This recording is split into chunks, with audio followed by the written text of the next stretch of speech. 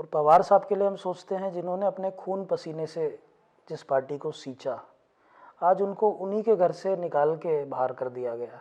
अभी जो election commission का जो डिसीज़न आया, मैं ये नहीं कहूँगा कि दुख नहीं हुआ, बहुत दुख हुआ, लेकिन अचंभित नहीं था मैं। लीगल टीम डिस्कस कर रही है और इसको हम डेफिनेटली सुप्रीम कोर्ट में चैलेंज करेंगे। लेकिन सरकार का काम लोगों को मंदिर भेजने का नहीं है। सरकार का काम युवाओं को, यूथ को कॉलेजेस, यूनिवर्सिटीज़ भेजना है।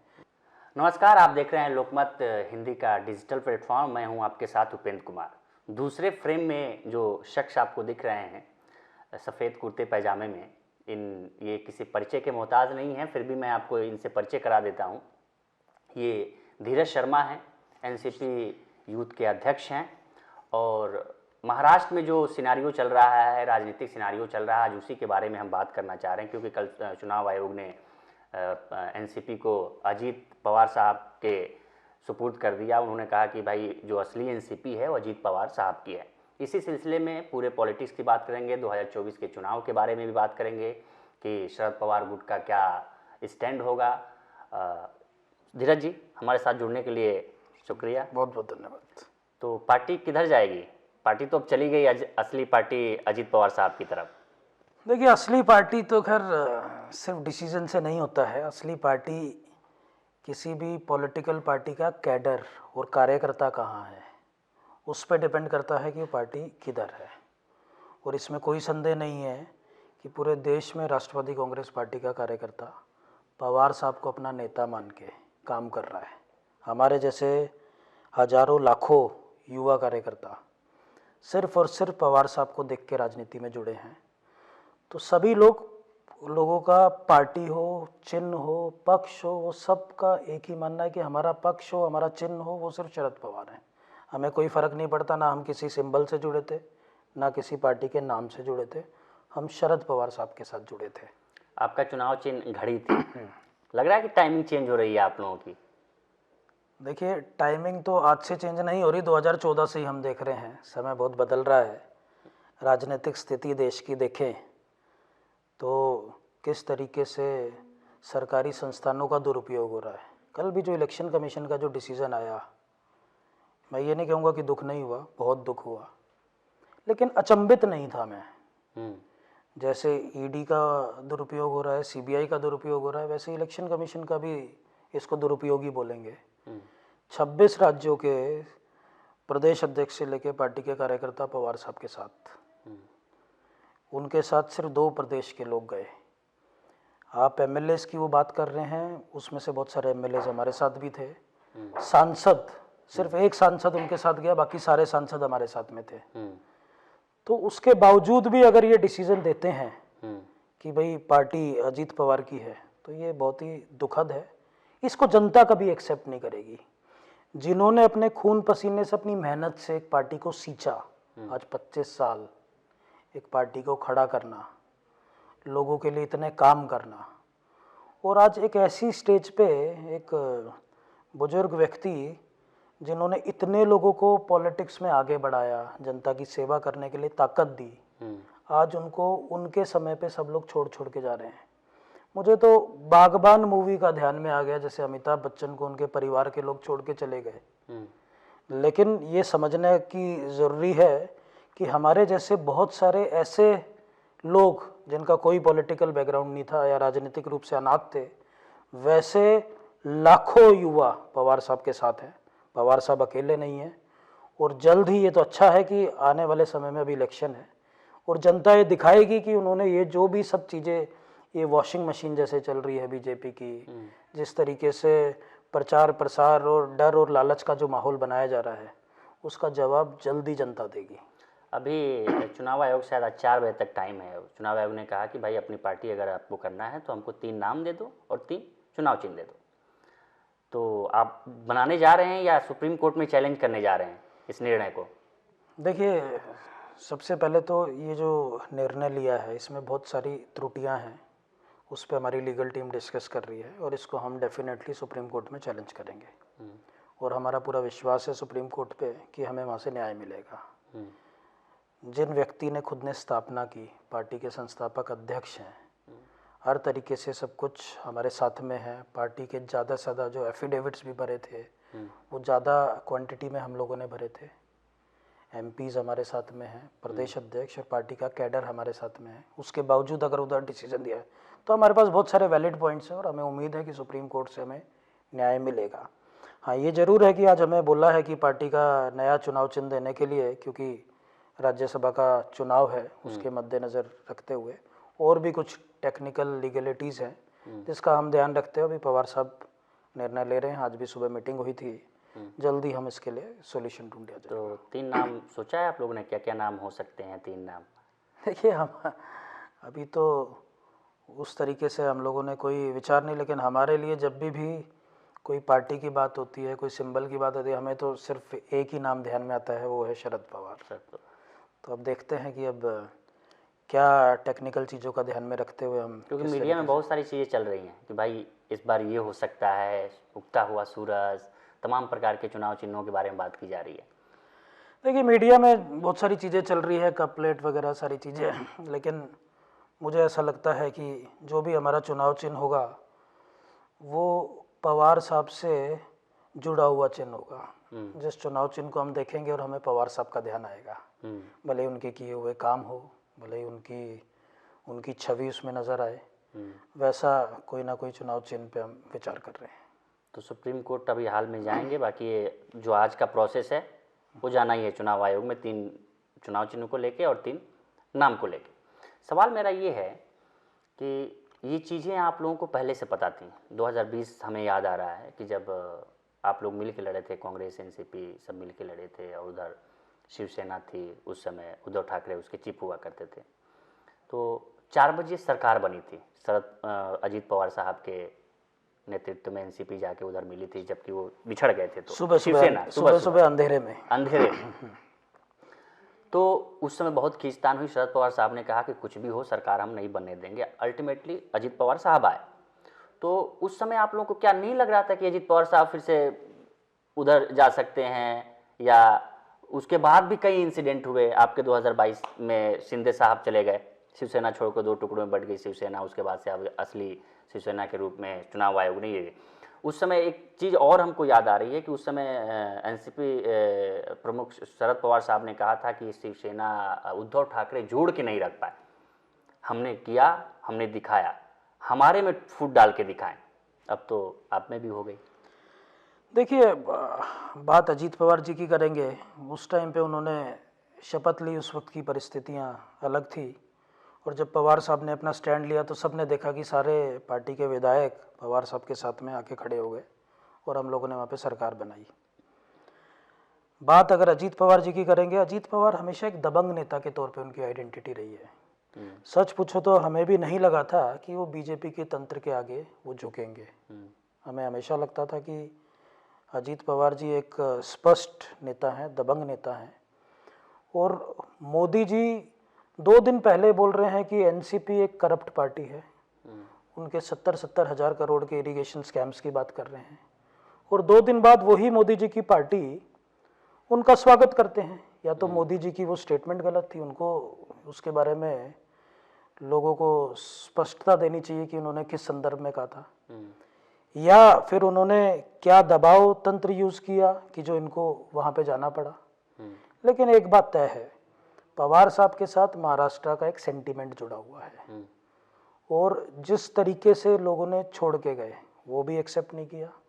आज उनकी खून पसीने से सींची हुई पार्टी को आज किसी और को दे दिया गया, ये कोई बर्दाश्त नहीं करेगा। और आप देखिएगा, ये जो लोग गए हैं, ये लोग फिर से अपनी गलती पे पछतावा करेंगे, वापस आने का प्रयास करेंगे, और मुझे नहीं लगता तब उनके लिए कोई स्कोप इस जगह पे बच जाएगा। अच्छा, छगन भुजबल साहब की हम देखें तो शरद पवार साहब के काफ़ी नज़दीक रहे, लेकिन जब जाना हुआ तो अजीत पवार साहब को चुने। लेकिन मौजूदा वक्त में वो भी अपने मंत्रिमंडल पद से इस्तीफा दे चुके हैं। क्या चल रहा है वहाँ? कुछ खबर तो आप लोगों को मिलती होगी।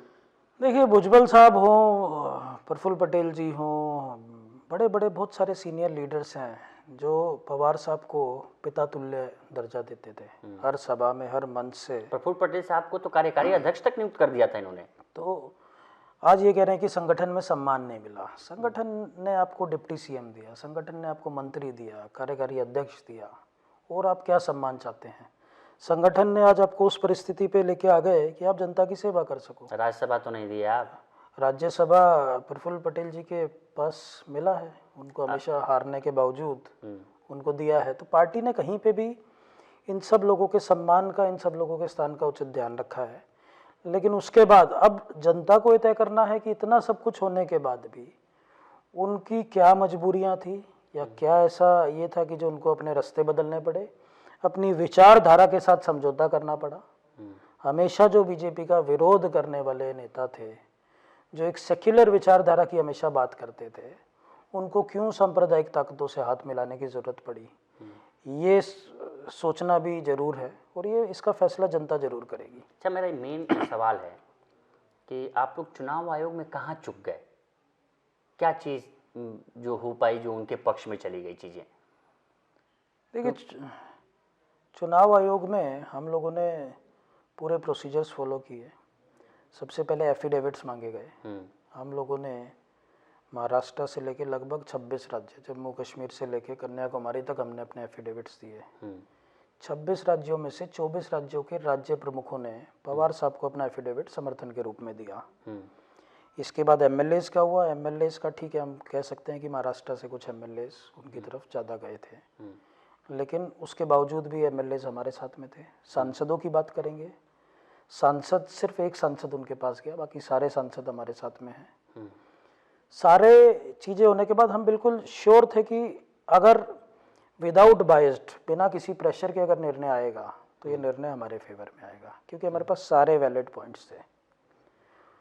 तो उसके बावजूद ये जो कल निर्णय आया, हम देख रहे थे जैसे बिहार में एजेंसीज का दुरुपयोग हुआ, वैसे ही लगता है कि इलेक्शन कमीशन पे भी कहीं ना कहीं कोई प्रेशर था। लेकिन हाँ, सुप्रीम कोर्ट पे हमारे को पूरा भरोसा है, और जो भी हमारे पास वैलिड पॉइंट्स हैं उनको लेके हम सुप्रीम कोर्ट में जाएंगे, और हमें लगता है कि जल्द से जल्द इलेक्शन से पहले सुप्रीम कोर्ट से हमारे को रिलीफ मिलेगा। हालांकि सुप्रीम कोर्ट में तो जाएंगे, एक लंबा प्रोसीजर है, अगर मिल जाए तो देखा जाएगा। लेकिन अभी वक्त आज जा रहे हैं आप लोग फाइनल कराने की, पार्टी का नया चुनाव चिन्ह हो जाए, पार्टी का नया नाम हो जाए।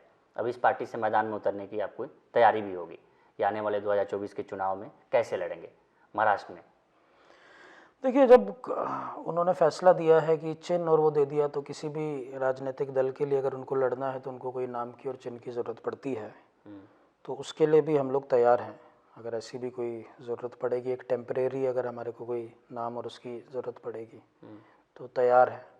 सबसे ज़्यादा हमारे को भरोसा हमारी जनता पे है, जिनके लिए पवार साहब ने 55 साल बिना रुके काम किया है। महाराष्ट्र में इतना विकास हुआ है, आज पूरे देश के लोग महाराष्ट्र में रोज़गार की तलाश में जाते हैं, उसमें कहीं ना कहीं एक बहुत बड़ा योगदान सब लोग पवार साहब का मानते हैं। और जो इस वक्त पब्लिक सेंटीमेंट है, इस पे पूरा भरोसा है कि उद्धव जी के साथ, कांग्रेस के साथ और पवार साहब के साथ जनता का एक बहुत बड़ा सेंटीमेंट जुड़ा हुआ है, और ये लोग भी जानते हैं, इसीलिए दबाव तंत्र का उपयोग कर रहे हैं। ये लोग डरे हुए लोग हैं, इनको पता है कि आने वाले समय में इनको जनता का समर्थन नहीं मिलने वाला है, इसलिए जोड़ तोड़ और साम दाम दंड भेद की राजनीति यहाँ पे खेली जा रही है। अच्छा, इंडिया गठबंधन के आप हिस्सा हैं, नई पार्टी बनेगी तो वो पार्टी भी अल्टीमेटली हिस्सा होगी। इंडिया गठबंधन के तौर पे आप एक साथी के तौर पे चुनाव महाराष्ट्र में उतरेंगे, देश भर में आप अपनी पार्टी को लेकर उतारें, लेकिन महाराष्ट्र में क्या स्ट्रैटेजी है, कितनी सीटों की मांग हो रही है एनसीपी की तरफ से? देखिए, महाराष्ट्र में तीनों पार्टी और बाकी के भी अन्य दल मिलके वहाँ पे चुनाव लड़ेंगे, और ये बहुत पहले से ही, क्योंकि ये गठबंधन ये अभी का नया नहीं है, वहाँ पे हम लोग पहले भी सरकार चला चुके हैं, और ये लगभग 5 साल से हम लोग साथ में काम कर रहे हैं। तो हमारा कैडर भी जो है एक दूसरे के साथ अच्छा मनोमिलन हुआ है, और हम लोगों का सीट बंटवारे पे भी लगभग सारी चीज़ें फाइनल हो गई है। मुझे लगता है जल्दी हम लोग डिक्लेयर कर देंगे कि किस किस पार्टी को कितनी सीट मिलेगी और कहाँ पे लड़ेंगे। तो वहाँ पे कोई भी किसी प्रकार की समस्या नहीं।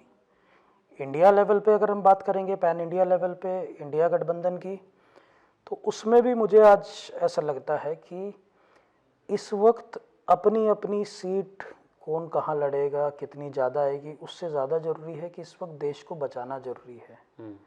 आज देश जिस तरीके से तोड़ा जा रहा है, जिस तरीके से देश का भाईचारा खराब किया जा रहा है, ये देश के लिए अच्छा नहीं है। आज अगर आर्थिक नीतियाँ देखेंगे कम्प्लीटली फेल्ड है। आप महंगाई की बात करेंगे तो महंगाई 10 सालों में इतनी ज़्यादा गुना बढ़ चुकी है, वो आप समझिए। आज देश पे कर्जा बढ़ता जा रहा है, हमारी स्थिति बहुत कमज़ोर होती जा रही है। लेकिन एक सोची समझी रणनीति के तहत एक ऐसा माहौल बनाया जा रहा है, एक रिलीजियस एक माहौल बनाया जा रहा है। राम मंदिर की बात की जा रही है, मंदिर की, एक हिंदुत्व की बात की जा रही है। ठीक है, हमारी भी आस्था है राम में, हम लोग भी अपने घर से पूजा करके निकलते हैं, लेकिन इसका इस तरीके से राजनीतिकरण करना ठीक नहीं है। राम मंदिर गए थे आप? देखिए, राम मंदिर आज से नहीं, हम राम में आस्था हमारी बहुत पहले से है। आज भी मैं सुबह निकला हूँ तो वहाँ से पूजा करके निकला हूँ अपने घर से। ये संस्कार हमारे घर वालों ने दिए हैं। लेकिन सरकार का काम लोगों को मंदिर भेजने का नहीं है। सरकार का काम युवाओं को, यूथ को कॉलेजेस, यूनिवर्सिटीज़ भेजना है, अच्छा हेल्थ इंफ्रा देना है, उनके लिए रोज़गार के मौके उपलब्ध करवाना है। मंदिर का काम हमारे घर वालों पे छोड़ दीजिए, हमारे संस्कारों पे छोड़ दीजिए और हमारी आस्था पे छोड़ दीजिए। राम मंदिर जाएंगे कि नहीं? जरूर, बिल्कुल जाएंगे। कब तक जाएंगे आप? जब इनके पॉलिटिकल इवेंट वहाँ पे ख़त्म हो जाएंगे तब मुझे लगता है कि जब भी ऐसा होगा हम जल्द से जल्द। आपको लगता है कि बहुत भव्य राम मंदिर बनाया जाना चाहिए? देखिए, मंदिर, आज राम मंदिर की बात हो या देश में बाकी के भी जो भी रिलीजियस प्लेसेस हो, हम शिव भगवान के भी सभी ज्योतिर्लिंग पे भी जाते हैं, दरगाह पे भी जाते हैं, मस्जिद में भी जाते हैं, हर जगह पे। और वो उस सुप्रीम पावर के लिए, एक सुपर नेचुरल पावर के लिए वहाँ से एक पॉजिटिविटी आती है। लेकिन इसको इस तरीके से बांट देना और मंदिर और मस्जिद के नाम पे हेटरेड फैलाना, इस चीज़ के हम बिल्कुल खिलाफ हैं। जब चुनाव आयोग का फैसला आया कल, तो पवार साहब के साथ आप थे, क्या पहली प्रतिक्रिया थी पवार साहब का? देखिए, साहब एक बड़े गंभीर व्यक्ति हैं, उनको समझ पाना बड़ा ये रहता है। लेकिन मैं अपना बता सकता हूँ कि हम लोग प्रिपेयर्ड थे कि भाई आज जिस तरीके से सब शिवसेना के साथ भी हुआ, आज बिहार में जिस तरीके से हाल ही में हम लोगों ने देखा किस तरीके से सरकार गई, तो कोई अचंभे वाली बात नहीं थी। दुख जरूर था कि मैं 18 साल से इस पार्टी में जुड़ा हुआ हूँ। पार्टी में मैं स्टूडेंट का सिम्बाइसिस कॉलेज का अध्यक्ष होता था। 18 साल से आप एक झंडा उठा रहे हो, एक पार्टी में आप काम कर रहे हो, अचानक से एक निर्णय आता है और वो कहते हैं कि आज से ये आपका नहीं है, किसी और का है। तो ये बहुत ही दुख वाली बात है। हमारे बहुत इमोशंस जुड़े हुए हैं इस पार्टी से। और पवार साहब के लिए हम सोचते हैं, जिन्होंने अपने खून पसीने से जिस पार्टी को सींचा, आज उनको उन्हीं के घर से निकाल के बाहर कर दिया गया। ये संस्कार हमारे इसमें हमने नहीं देखे। आज उन्होंने जिनको इतना बड़ा किया, इनको उस परिस्थिति में पहुंचाया, उनको, उन लोगों ने पवार साहब को इस उम्र में इस तरीके से बाहर निकालना, मुझे नहीं लगता कि ये सही है और उचित है। इसका परिणाम जो है वो जनता भी देगी और मुझे लगता है कि ऊपर वाला ईश्वर भी इस चीज़ों को देखेगा। कर्मा दोबारा से आके इनको जरूर समझ आएगा। सुले जी, हमने कुछ दिन पहले एक वीडियो भी देखा था कि अजीत पवार साहब डिप्टी सीएम की शपथ ले चुके थे। उसके कई महीनों बाद सुप्रिया सुले जी भाई दूज के दिन गई थी उनके यहाँ अजीत पवार साहब के साथ। संबंध कैसे हैं अब जब से ये चीज़ें हो रही हैं? देखिए, पवार साहब ने हमेशा एक व्यक्तिगत संबंधों को और राजनीतिक चीज़ों को हमेशा अलग रखा है। आज भी मेरे ख्याल से पवार फैमिली एक आखिरी फैमिली होगी जिसका राजनीतिक रूप से टूट हुई है। और पवार साहब ने परिवार हो, अपनी पार्टी के कार्यकर्ता हो, सबको एक परिवार की तरह समझा है। वो कभी नहीं चाहते थे कि ऐसी कभी सिचुएशन आए। लेकिन आज जिस तरीके से सिचुएशन चल रही है, अब तो वही बता सकते हैं कि ये डर में हुआ या लालच में हुआ, वो बेहतर ज़्यादा बता सकते हैं। पवार साहब आ जाएंगे यहाँ? आज ये जो हुआ कल से, हमारे युवा साथियों का एक बहुत बड़ा सेंटीमेंट उनके लिए उमड़ा हुआ है। और पूरे दिल्ली प्रदेश से सब हमारे युवा साथी आज जमा हो रहे हैं और पवार साहब को ये बताना चाहते हैं कि ठीक है, भले ही परिवार के लोग, पार्टी के कुछ लोग चले गए हों, लेकिन देश का युवा पवार साहब के साथ खड़ा है और पवार साहब के नेतृत्व में एक बड़ी लड़ाई लड़ने के लिए तैयार है। सिर्फ पवार साहब को हमें दिशा निर्देश देना है, और सिर्फ दिल्ली ही नहीं, महाराष्ट्र ही नहीं, पूरे देश में युवा पवार साहब के साथ है, उनका भरोसा है, क्योंकि पवार साहब जैसे नेतृत्व में हमेशा युवाओं का विकास हुआ है, अच्छा रोज़गार मिला है, अच्छी शिक्षा मिली है, और हमें पूरा भरोसा है कि ये जो माहौल देश में चल रहा है, इकलौते नेता ऐसे हैं पवार साहब जो इस माहौल को बदल सकते हैं। महाराष्ट्र में भी हमने देखा किस तरीके से उन्होंने इनको पटकनी दी थी, और 2024 के लोकसभा में भी हमें पूरा भरोसा है कि पवार साहब अपने किसी ना किसी नीति से इनको दोबारा से सही सबक सिखाएंगे। आप हरियाणा से आते हैं, चंडीगढ़ मेयर इलेक्शन आपने देखा होगा, सुप्रीम कोर्ट ने बहुत सख्त टिप्पणी भी की कि मर्डर ऑफ डेमोक्रेसी, ये लोकतंत्र की हत्या है। क्या उस पर आप लोगों की प्रतिक्रिया है? ये संविधान से, कॉन्स्टिट्यूशन से, कानून कायदे से कुछ नहीं चल रहा है, एक तानाशाही सी दिख रही है। जो उन्होंने ठान लिया वो कानून बन जाता है। तो अब देश के लोगों को देखना है कि ये बाबा साहब के संविधान के अनुसार ये देश चलेगा, या इन लोगों की मन मर्जी से या तानाशाही से चलेगा। और आज जिस तरीके से सुप्रीम कोर्ट टिप्पणी कर रही है, देश का सर्वोच्च न्यायालय इनको बता रहा है कि it is a murder of democracy, लेकिन उसके बावजूद भी इनके हौसले कहाँ पे कम हो रहे हैं? धीरज जी, हमारा एक मेन सवाल ये है कि आखिर विपक्ष लड़ेगा कैसे? खुद ही बढ़ जा रहे हैं आप लोग। उधर देखिए कि वो चले गए नीतीश कुमार, जिन्होंने फॉर्मेशन किया इसका इंडिया गठबंधन का, अलायंस का, उन्होंने आए सबको कहे कि भाई आओ साथ मिलके चलते हैं, वो निकल गए। उधर ममता बनर्जी अपना अलग कांग्रेस पे हमला बोल रही हैं। कैसे चलेगा विपक्ष, कैसे लड़ेगा? देखिए, जो लोग चले गए, मैं सिर्फ इतना ही बोलूँगा, शायद उनमें लड़ने का साहस नहीं था। आपने एक समय देखा है, एक सत्ता में आपने भागीदारी की है, तो आप में एक विपक्ष में रह के एक संघर्ष करने का भी एक दम होना चाहिए। और ये हमने सीख हमेशा पवार साहब से सीखी है कि लोगों के लिए हमेशा, चाहे वो सत्ता के माध्यम से हो या विपक्ष में रह के हो, उनके लिए हमेशा सोचना है, उनकी सेवा के लिए हमेशा करना है।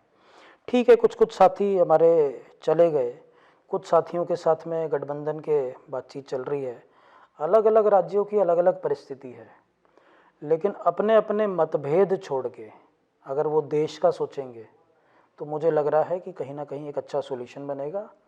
और ये जो गठबंधन है, ये जो इंडिया अलायंस है, ये ज़रूर एनडीए को कड़ी टक्कर देगी और इनको सत्ता से बाहर का रास्ता दिखा सकती है। चलिए, बहुत बहुत धन्यवाद हमारे साथ तमाम मुद्दों पे बातचीत करने के लिए। आप तमाम देश दुनिया की तमाम खबरों के लिए लोकमत हिंदी के साथ बने रहिए। नमस्कार।